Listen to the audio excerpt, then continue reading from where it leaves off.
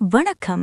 இது பிராண்டி செய்திகள். நான் உங்கள் ராக்கெட் ராகினி. தமிழக அரசியலில் கருப்பு எம்ஜிஆர் என மக்களால் கொண்டாடப்பட்ட கேப்டன் விஜயகாந்த் அவர்களுக்கு பிறகு அந்த இடத்தை நிரப்பப் போகும் அந்த மாஸ் ஆளுமை யார்? ஒட்டுமொத்த தமிழகமும் எதிர்பார்த்த அந்த பதிலுக்கு இன்று விடை கிடைத்துவிட்டது. அது நமது தளபதி விஜய். கேப்டன் கையில் ஏந்திய அந்த புரட்சி தீபம் இன்று தளபதி கையில் விசில் சின்னமாய் உருவெடுத்துள்ளது. The legacy continues with a new fire. கேப்டனுக்கும் தளபதிக்கும் இடையில் இருக்கும் அந்த பாசம் நாம் அறிந்ததுதான். இன்று தேர்தல் ஆணையம் விசில் சின்னத்தை தேவேகாவுக்கு ஒதுக்கியிருப்பது வெறும் தற்செயல் அல்ல, இது ஒரு இமோஷனல் சிக்னல். த சிம்பிள் லாஜிக். 2006இல் கேப்டன் எப்படி ஒரு மாற்று சக்தியாக உருவெடுத்தாரோ அதே பாணியில் 2026இல் தளபதி களம் காண்கிறார்.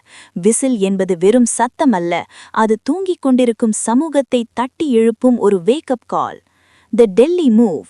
முரசு எப்படி பட்டி தொட்டி எங்கும் ஒலித்ததோ அதே வேகத்தில் இந்த விசில் சின்னமும் மக்களை சென்றடைய தளபதி எடுத்த அந்த ரகசிய வியூகங்கள்தான் இப்போதைய டாப் சீக்ரெட்.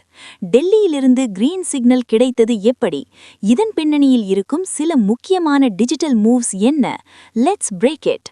அன்று கேப்டன் சொன்னார், மக்களுடன் தான் கூட்டணி என்று. இன்று தளபதியும் அதே பாதையில். முரசு சத்தம் கேட்ட ஊரெல்லாம் இனி தளபதியின் விசில் சத்தம் கேட்கப் போகுது.